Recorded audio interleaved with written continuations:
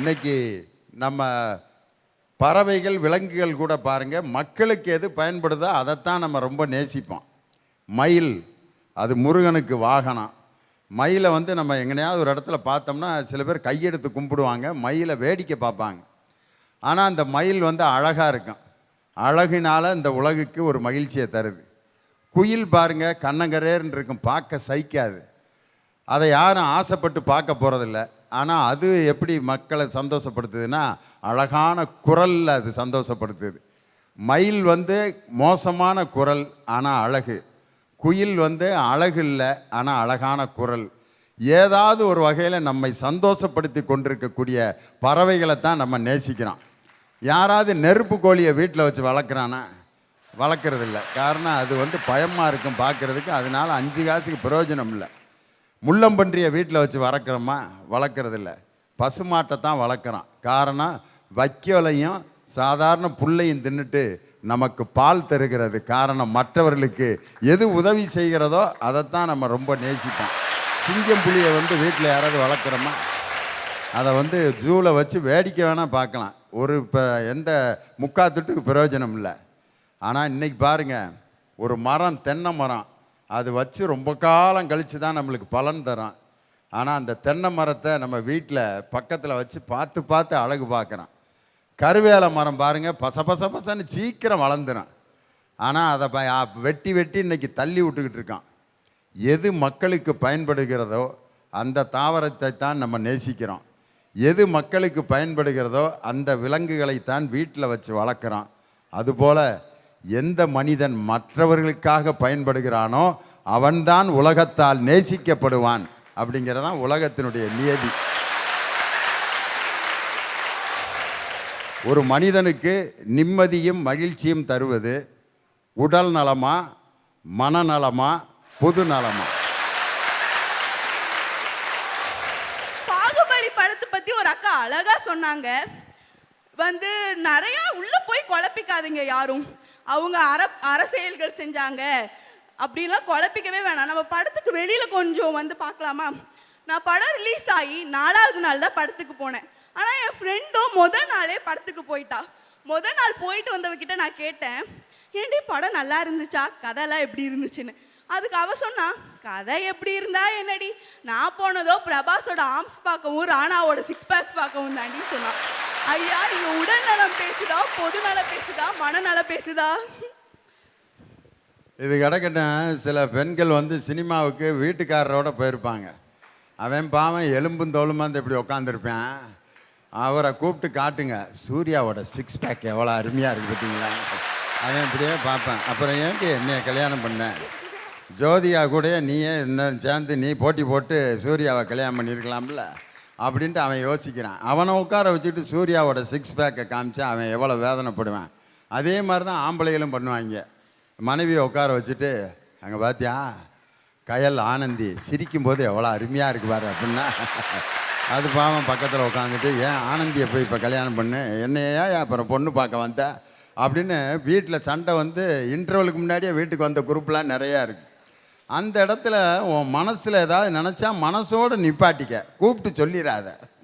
ஐயா, உங்களுக்கு சிவாஜி கணேசன் சாரை ரொம்ப பிடிக்கும்னு சொன்னீங்க. எதனால பிடிக்கும்னு சொன்னீங்க? அவருக்கு நல்ல உடல் வாகு, பார்க்க அழகாக இருப்பார். குரல் கேட்டால் அப்படியே சிம்ம குரலாக இருக்கான். நடந்து வந்தார்னா யார் நடக்கிறாங்களோ அவரை நமக்கு கண்ணு முன்னாடி கொண்டு வந்துடுவார். அவருடைய முகம் கூட நடிக்கிறதை விட நகம் கூட நடித்த ஒரு நடிகன் யாருன்னா அதுதான் நடிகர் திலகம் சிவாஜி கணேசன். அதனால பாடி லாங்குவேஜ் நல்லா இருக்குன்னா அவர் உங்களுக்கு பிடிச்சிருக்கு. நீங்க உங்களை எல்லாரும் நகைச்சுவை தென்றலுங்கிறாங்களே, உங்க நகைச்சுவைக்கு முக்கியமான விஷயம் இது. இப்ப காமெடி பண்ணுனா பாடி லாங்குவேஜ் தேவை. உங்களுக்கே பாடி லாங்குவேஜ் தானங்க ஐயா தேவை. ஒவ்வொரு செயலுக்கு பின்னாலும் உடல் இருக்கிறது. ஒவ்வொரு உடலுக்கு பின்னாலும் கடவுள் இருக்கிறான். எனவே நீ கடவுளை உண்மையாக உணர வேண்டும் என்றால் உன் உடலை பாதுகாப்பாக வைத்துக் கொள்ள வேண்டும். மனநலம்ன்றீங்களே, எல்லாத்துக்கும் மனசு ஒரு நிலையில இருக்கா? நான் ஒரு சின்ன எடுத்துக்காட்டை வச்சு சொல்றேன். ஒரு கதை கொஞ்சம் கஷ்டமா தான் இருக்கும், பரவாயில்ல கேளுங்க. ஒருத்தர் பஸ் ஸ்டாப்ல நின்றுட்டு இருக்கும் போது அவருக்கு தெரிஞ்சவரை பார்க்கறாரு. பார்த்து என்னப்பா தம்பி நல்லா இருக்கியான்னு கேட்குறாரு. அதுக்கு அவர் பதில் சொல்கிறதுக்குள்ளார சரிப்பா எனக்கு 12B பஸ் வந்துருச்சு நான் கிளம்புறேன் அப்படின்னு கிளம்பிட்டாரு. 12B பஸ் வர வரைக்கும் நீ நல்லா இருந்தா எனக்கு சரி, 12B பஸ் வந்துருச்சா நீ எக்கேடு கேட்டா எனக்கு என்ன அப்படின்னு போயிட்டாரு. இதாங்க நான் மனநலம். இது இருந்தால்தாங்க சந்தோஷமா இருப்பேன்னு சொல்றாங்க. உடல் விலை மதிப்பு இல்லாதது. 1 கோடி 2 கோடி இல்லைங்க, 40 கோடி 50 கோடி கொடுத்தாலும் பத்தாது. ஒருத்தர் சொல்லிட்டே இருந்தானா என்கிட்ட ஒண்ணுமே இல்லைன்னு. அதை கேட்டவர் ஒருத்தர் வா உனக்கு நான் பணம் வாங்கி தரேன் அப்படின்னு கூப்பிட்டாராம். சரி நான் அவரை கூட்டிட்டு போய் ஒரு ராஜா முன்னாடி நிறுத்தி, ராஜா இவன் 2 கண்ணையும் தோண்டி எடுத்துக்கோங்க, ஒரு 4 லட்ச ரூபாய் கொடுங்க அப்படின்னாராம். அதுக்கப்புறம் ஐயோ நான் கொடுக்க மாட்டேன்னாராம். அப்புறம் இவன் எல்லா பல்லையும் தட்டி எடுத்துக்கோங்க, ஒரு பல்லுக்கு 10,000 ரூபாய் கொடுங்கன்னாராம். அதுக்கும் ஐயோ நான் கொடுக்க மாட்டேன்னாராம். அதுக்கு அவர் சொன்னாராம், ஏயா உன் உடம்ப மட்டுமே பார்த்தா 4 இருந்து 5 கோடி தேருமையா, அப்புறம் எதுக்கு ஒன்னும் இல்லைன்னு ஊரு புறா சொல்லிட்டு இருக்கேன்னு சொன்னாராம். அப்பதான் அவர் புரிஞ்சுக்கிட்டாரு, எது இல்லைன்னா என்ன, உடலை வைத்து சம்பாதித்து நான் இந்த உலகத்தில் எதை வேணாலும் பெற்றுக்கொள்வேன் என்று. நடுவையா அங்கே விட்ட ஒரு சின்ன கேள்விங்க. இந்த உலகத்தில் பிறக்கிற எல்லா மனுஷனும் செத்து போவான். செத்துட்டு அவனை என்னங்க ஐயா நம்ம சொல்லுவோம்? இது ஒரு கேள்வியாயா? சொல்லுங்க, என்ன சொல்லுவோம்? செத்துட்டா அவனை போனோம்னு சொல்லுவான். ஆமா, அவனை என்னங்க ஐயா செய்வாங்க? அடுத்தது சில பேர் எரிப்பாங்க, சில பேர் புதைப்பாங்க. இது சாதாரண மனுஷன் செத்துட்டா அவன் போனோம், அவனை புதைப்பாங்க. ஆனால் ஒரு போராளி, ஒரு பொதுநலவாதி செத்து போனா அவன் விதை, அவன் புதைக்கப்படுவதில்லை, அவன் விதைக்கப்படுகிறான்னா இதை காட்டுல என்னங்க உங்களுக்கு சாட்சி வேணும்? வயிற்றுக்கு சோறிட வேண்டும் இங்கு வாழும் மனிதருக்கெல்லாம் நாம் பாரதி பத்தி நல்லாவே தெரியும். அவன் அருமையில வாடுனுவன். அந்த பாரதி சொல்றான், வயிற்றுக்கு சோறிட வேண்டும். ஏண்டா உனக்கே சோறு இல்லை, நீ வயிற்றுக்கு மனிதருக்கு எல்லாத்துக்குமே நீ சோறு வேணுங்கிறையே. பாரதி பார்த்து கேட்க முடியுமா? அவன் கேட்டாங்க துணிச்சலா, மனிதர்களுக்கெல்லாம் சோறு வேணும்னு கேட்டானே, தனக்கு இல்லாட்டியும் அனைத்து மனிதர்களுக்கும் சோறு வேணும்னு கேட்டானே. இதுல தாங்க பொதுநலம் இருக்குது. தன் பெண்டு தன் பிள்ளை சோறு வீடு சம்பாத்தியம் இவையுண்டு தானுண்டு என்போன் சின்னதொரு கடுகு போல் உள்ளம் கொண்டவங்க. அவன் சுயநலவாதி, தெருவார்க்கு பயனற்ற சிறிய வீணன். அப்போ அந்த சிறிய வீணன் அவனுக்குள்ள மகிழ்ச்சி நிம்மதியும் இருக்குமா? மனுஷன்னா யாருங்க? மற்றவர்களுக்கும் கொடுத்து உதவ வேணும், மற்றவன் துன்பப்படும் போது அவனுக்கு ஆறுதல் சொல்ல வேணும். அவன் தானுங்க ஐயா மனுஷன். அப்ப அந்த மனிதன் யாரு? மனிதன் எவன்தான் மனிதன்? வாழும்போது செத்து பிழைப்பவன் மனிதனா, வாழ்ந்த பின்னும் பெயரை நாட்டி நிலைப்பவன் மனிதனா? பிறருக்காக கண்ணீரும் பிறருக்காக வெந்நீரும் சிந்தும் எவனோ அவனே மனிதன்.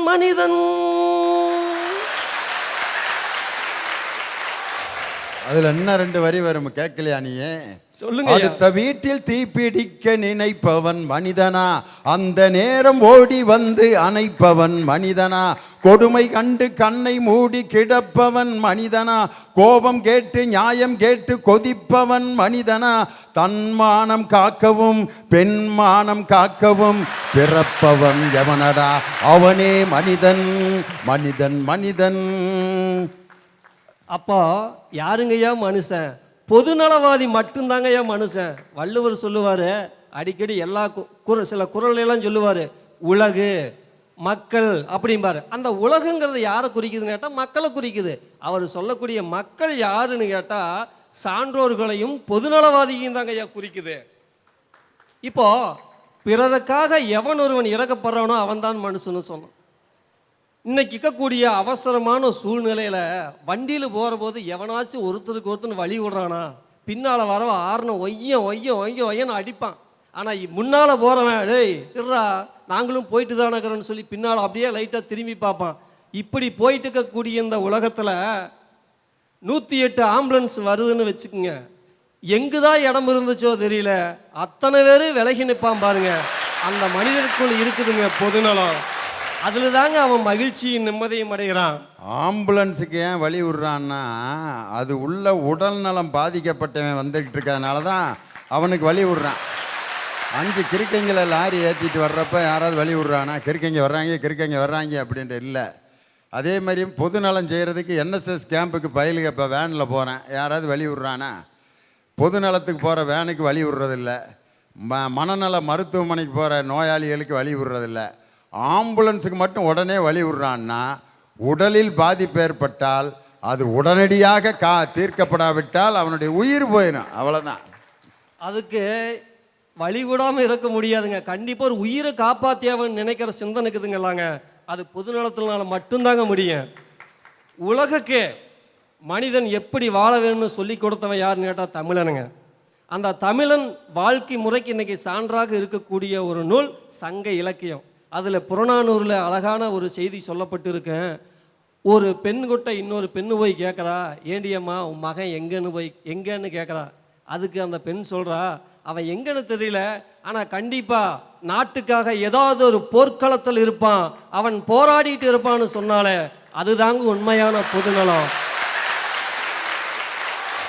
ஐயா, எங்க வீட்டு பக்கத்தில் ஒரு பையன் ரொம்ப சந்தோஷமா விளையாண்டுட்டு இருந்தான். நான் கூப்பிட்டு கேட்டேன், ஏண்டா ஸ்கூல் போகலையா, இவ்வளோ சந்தோஷமா விளையாண்டு இருக்கிறேன்னு கேட்டேன். அதுக்கு அவன் சொல்றான், அக்கா நேற்று எங்க ஸ்கூல்ல ஒரு குட் நியூஸ் நடந்துச்சு, ஒரு பேட் நியூஸ் நடந்துச்சு அப்படின்னா. என்னடா குட் நியூஸ், என்னடா பேட் நியூஸ் நான் கேட்டேன். அதுக்கு அவன் சொல்றான், அக்கா நேற்று எங்க ஸ்கூல் எரிஞ்சிருச்சு, அதுதான்க்கா குட் நியூஸ். ஆனா அதுக்கு ஒரு டீச்சர் கூட எதுவுமே அவளுக்கு அதான் பேட் நியூஸ்ங்கிறான். ஒரு குழந்தையோட மனநிலை எப்படி இருக்குதுன்னு யோசிச்சு பாருங்க. ஏன்பா உனக்கு பள்ளிக்கூடத்து மேல இவ்வளவு பாசம்? ஐயா, பகத்சிங்க தூக்கு மேடைக்கு அழைச்சிட்டு போகும்போதே அவர் சொன்னாராம், என்ன தூக்குல போடாதீங்க, என் தலையில சுட்டு கொன்றுங்கன்னு சொல்லி. ஏன் அப்படி சொன்னாருன்னா, என்ன தூக்குல இட்டீங்கன்னா எனது தாய் மண்ணின் மீது எனது கால் ஒட்டாது, அதே என்னை சுட்டு கொண்டீர்கள் என்றால் எனது ரத்தம் இந்த தாய் மண்ணிற்கு அபிஷேகமாகும் என்றாராம். அங்கே நிற்கிறது அவரின் மனநலம். ஐயா, நான் பொதுநலம் சில பேர்லாம் பேசுறாங்க, அந்த பொதுநலம் செய்யறதுக்கே நல்ல மனசுதான் வேணும்னு தெரியாத பேசிட்டு இருக்கிறாங்க. ஐயா, ஒருத்தருக்கு நல்ல மனசு இருந்தா பெருசா காசு பணத்தை கொடுத்து உதவிங்கிறது தேவையில்லை. பார்வையற்றவங்களுக்கு படிச்சு காமிக்கலாம், குழந்தைகளுக்கு பாடம் எடுக்கலாம், முதியோர் இல்லத்துக்கு போனா அன்பா பேசலாம், சோகத்தில் இருக்கிறவங்க கிட்ட உற்சாகமா பேசலாம். இந்த சின்ன விஷயம் செய்யணும்னா கூட இந்த மனசு தானங்க ஐயா வேணும். ஐயா, நான் என்ன சொல்ல வரேன் அப்படின்னா, இந்த உடல் அப்படிங்கிறது ஒரு கோவில், அதுல மனசுங்கிறது தெய்வம்னு சொல்றேங்க ஐயா நானே. ஐயா, காஃபில சுகர் இல்லைன்னா குடிக்க முடியாது, மனசுல நிம்மதி இல்லைன்னா சந்தோஷமா வாழ முடியாதுன்னு சொல்றேன். ஐயா, இதனாலதான் சொல்றேன், ஒரு மனிதன் நிம்மதியாகவும் மகிழ்ச்சியாகவும் வாழ தேவையானது மனநலம் அப்படின்னு சொல்லிட்டு. ஐயா, மனநலம் அப்படிங்கறதுதான் பெஸ்ட், இந்த பொதுநலமும் உடல் நலமெல்லாம் வேஸ்ட். இனிமேல யோசிப்பதே பெஸ்ட், இதுக்கு மேல என்ன செய்யணும் அப்படிங்கிறது நெக்ஸ்ட். உங்க எல்லாத்துக்கும் என்னோட ஆல் தி பெஸ்ட் சொல்லி நான் விடைபெறுகிறேன். எனக்கு வாய்ப்பளித்த நல்ல உள்ளங்களுக்கு நன்றி பாராட்டி விடைபெறுகிறேன். நன்றி. உலகில 5 சிறந்த மருத்துவர்கள் யாரு அப்படின்னா, சூரிய வெளிச்சம், அளவான மற்றும் சத்தான உணவு, நடைப்பயிற்சி, ஓய்வு, தன்னம்பிக்கை. இந்த 5 தான் சார் உலகத்திலேயே 5 சிறந்த மருத்துவர்கள். இப்ப நான் ஒரு பாட்டு பாடுறேன். தங்க நிறத்துக்கு தான் தமிழ்நாட்டை எழுதி தரட்டுமா, உன் கண்ணு அழகுக்கு தான் கன்னட நாட்டை வாங்கி தரட்டுமா, நீ பார்க்கும் பார்வைக்காக பஞ்சாபையே கேட்கட்டுமா, நீ காட்டும் அன்புக்காக ஆந்திராவை கேட்கட்டுமா, இதயத்தை கொடுத்திடு இந்தியாவே உனக்கு தான். தங்க நேரத்துக்கு தான் சார் தமிழ்நாட்டையே எழுதி தரா, இதயத்தை கொடுத்தா இந்தியாவே தரா சார். அப்படி இருக்கும் ஒரு மனுஷன் எதை சார் ஃபர்ஸ்ட் பார்க்குறான்? உடல் நலத்தை தானே சார். நல்ல உடல் நலம் இருந்தா எதையுமே சாதிக்கலாம் இல்லை சார். எங்கம்மா தமிழ்நாட்டை எழுதி கொடுக்கறதுக்கு இப்போ என்ன இருக்கு? எல்லாத்தையும் பிளாட்டு போட்டு அவன் சுருட்டி வச்சுட்டான். பாவம், அவன் என்னமோ விவரம் தெரியாமல் அந்த கவிஞர் பாட்டு எழுதிட்டாரு. தங்க நிறத்துக்கு நான் தமிழ்நாட்டை எழுதி கொடுக்கறதுக்கு ஒன்றும் இல்லை. இப்போ தானா கண்ணு அழகுக்கு நான் கன்னட நாட்டை வாங்கி தரணும். அங்கேருந்து ஒரு சொட்டு தண்ணியே வாங்க முடியல, கன்னட நாட்டை வாங்கி என்ன பண்ணுறது? அதை ஏதோ அந்த கவிஞர் பிரியப்பட்டு எழுதியிருக்காருப்பா, விடுப்பா. இந்த அக்கா சொன்னாங்க மன உறுதிக்காக அவர் சொன்னார் அப்படின்னா, ஆனா அவர் அப்படி சொல்லல. ஒளி படைத்த கண்ணினாய் வாவா, உறுதி கொண்ட நெஞ்சினாய் வாவா, களி படைத்த மொழியினாய் வாவா, வலிமை கொண்ட தோழினாய் வாவான்னு சொன்னாரு சார். சார். ஆகவே நல்ல உடல் நலம் அப்படிங்கிறது சாதாரண ஒன்று அல்ல சார். அதை நாம தான் சார் தேர்ந்தெடுக்கணும். மேல்நாட்டறிஞர் ஒருத்தர் சொல்றாரு, நல்ல உடல் நலம் அப்படிங்கிற ஒரு பெரிய பயணம் அப்படின்ட்டு சொல்றாரு சார். நல்ல உடல் நலத்துல தான் சார் நல்ல மனம் இருக்கும். ஆகவே பேணி காப்போம் உடல் நலத்தை, மறப்போம் கவலையை, வாழ்வோம் சிறப்போடு. வாய்ப்பளித்தமைக்கு நன்றி கூறி விடைபெறுகிறேன். நன்றி, வணக்கம். ஐயா, நம்மள மனுஷங்களா பிறக்கிறதே ரொம்ப பெரிய விஷயம். அதுலேயும் கூன் குருடு செவிக்கே இல்லாமல் இந்த மாதிரி எந்த ஒரு பிரச்சனையும் இல்லாமல் பிறக்கிறது அதை விட பெரிய விஷயம். அப்போ இப்படிப்பட்ட அபூர்வமான விஷயத்த நம்ம எப்படியெல்லாம் பார்த்துக்கணும்? ஐயா, காமராஜர் நல்லா உடல்நலத்தோடு தான் இருந்தார், நல்லா தான் பார்த்துக்கிட்டாரு. ஆனால் அவர் இன்னும் ஒரு கொஞ்ச நாள் வாழ்ந்திருந்தாருன்னா இப்போ இருக்கிற எந்த பிரச்சனையுமே நம்ம தமிழ்நாட்டிற்கு இருந்திருக்காது. தமிழ்நாடு மிகப்பெரிய நாடாக மாறி இருக்கும். ஐயா, அவரை பற்றின ஒரு சின்ன கதை சொல்லணும்னு உங்ககிட்ட விரும்புகிறேன். அவர் ஒரு ஊருக்கு பொதுக்கூட்டத்துக்கு போயிருந்த போது அங்கே அவரோட அடிமட்ட தொண்டர் ஒருத்தர் மின்கம்பத்து மேலே ஏறி நின்றுக்கிட்டு காமராஜர் ஐயா வாழ்க, காமராஜர் ஐயா வாழ்கன்னு கோஷமிட்டு இருந்தாங்களாம். அதை பார்த்த காமராஜர் அவன் பண்ண தப்பாக பார்த்துட்டு, முதல்ல நான் வாழுவேன், நீ முதல்ல கீழே இறங்கி வாடா அப்படின்னு திட்டினாங்களாம். அப்போ காமராஜருக்கே தெரிஞ்சிருக்குது உயிரோட மதிப்பு என்னங்கிறது. என்னடா இவ உடலை பற்றி பேச வந்துட்டு உயிரை பற்றி பேசுகிறாளேன்னு தப்பாக நினச்சிக்காதீங்க. உடல் இல்லாமல் உயிர் இல்லை, உயிர் இல்லாமல் உடல் இல்லை. அப்போ நமக்கு ரெண்டுமே வேணும் தானங்க ஐயா. ஐயா, கலைஞர் 95 வயசு வரையும் வாழ்கிறதுக்கு மனநல பேச்சாளர்கிட்ட கேட்டோம்னா அவங்களோட மனநலம் தான் அப்படின்னு சொல்லுவாங்க. அதே பொதுநல பேச்சாளர்கிட்ட கேட்டோம்னா பொதுநலம் செஞ்சங்காட்டி தான் அவர் இத்தனை நாள் வாழ்கிறாருங்கிறாங்க. ஆனால் என்னோட கருத்து, அவருக்கு உடல்நலம் இருந்தங்காட்டி தான் அவரால் பொதுநலம் செய்ய முடிஞ்சுது. பொதுநலம் செய்ய முடிஞ்சதுனால தான் அவரோட மனநலத்தோடு இருக்க முடிஞ்சுது. அப்போ இதுக்கெல்லாம் முதன்மை காரணம் என்ன? அவரோட உடல்நலம் தாங்க ஐயா. ஐயா, நம் பெரியாரை பற்றி இங்கே எல்லாருக்குமே தெரியும், நான் சொல்லணுங்கிற அவசியம் கிடையாது. ஆனால் அதே ஈரோடு மாவட்டத்தில் சீனிவாசம் கோமலன் தம்பதியினருக்கு மகனாக பிறந்து 3 வயசு வரையும் பேச்சுத்திறன் இல்லாமல் காஞ்சிபுரத்தில் தன்னோட தாத்தா வீட்டில் ஒரு திண்ணை பள்ளியில் படித்து, சென்னையில் ஒரு கப்பலில் கணக்காளராக இருந்து, இங்கிலாந்தில் தனது கணித பட்டப்படிப்பை முடித்து 20ஆம் நூற்றாண்டினுடைய அகில உலக கணித மேதையாக மாறின கணித மேதை ராமானுஜத்தை பற்றி இங்கே யாருக்காவது தெரியுமாங்க ஐயா? ஐயா, யாருக்கும் தெரியாது. ஏன்னா அவர் வெறும் 34 வயசுல நாம் இப்போ டிபின்னு சொல்லக்கூடிய காச நோயால இறந்து போயிட்டாரு. அவர் மட்டும் இறந்து போகாமல் இருந்திருந்தா கணிதத்தில் எத்தனை வழிமுறைகளை கண்டுபிடிச்சிருப்பாரு, கணிதத்தில் எத்தனை திருப்பு முறைகள் நடந்திருக்கும். இதெல்லாம் நடக்காம போனதுக்கு ஒரே காரணம் அவருக்கு உடல்நலம் இல்லைங்கிறது மட்டும்தாங்க ஐயா. ஆற்றுவார் ஆற்றல் பசியாற்றல், அப்பசியை ஆற்றுவார் ஆற்றலின் பின், இது வள்ளுவரின் வாக்கு. அதன் பொருள், தமக்கு நேரும் பசியை பொறுத்துக் கொள்வது தவ வலிமை பெற்றவனுக்கு பெருமை, அதிலும் பெருமை தன் பசியை தீர்ப்பது. ஐயா, பொதுநல பேச்சாளர்கள்லாம் நினைக்கலாம் மற்றவங்களுக்கு சாப்பாடு போடுறது பொதுநலம் தானே அப்படின்னு நீங்கள்லாம் நினைக்கலாம். ஆனால் என்னோட கருத்து என்னன்னா, மற்றவங்களுக்கு செய்கிற பொதுநலத்தில் கூட உடல் நலம் நல்லா இருக்கணுங்கிற ஒரு எண்ணத்தில் தானங்க ஐயா செய்கிறோம். ஐயா, நான் உங்ககிட்ட ஒரு கேள்வி கேட்குறேன். நம்ம நாட்டில் இந்தியாவில் 60 வயசுக்கு மேற்பட்டவங்க எத்தனை பேர் இருப்பாங்கன்னு நினைக்கிறீங்க? எனக்கு அந்த புள்ளி விவரம் தெரியல. அநேகமாக 60 வயசுக்கு மேற்பட்டவர்கள் ஒரு 18% இருக்கிறார்கள்னு கேள்விப்பட்டிருக்கேன். ஐயா, நம்ம நாட்டில் எவ்வளோ இருக்காங்களோ நமக்கு தெரியாது, அதெல்லாம் தெரிஞ்சவங்களுக்கு தெரிஞ்சால் போதும். ஆனால் ஒரு வல்லரசு நாட்டில் 60 வயசுக்கு மேலே இருக்கிறவங்க வெறும் 10% தாங்க ஐயா. ஏன்னு கேட்குறீங்களா?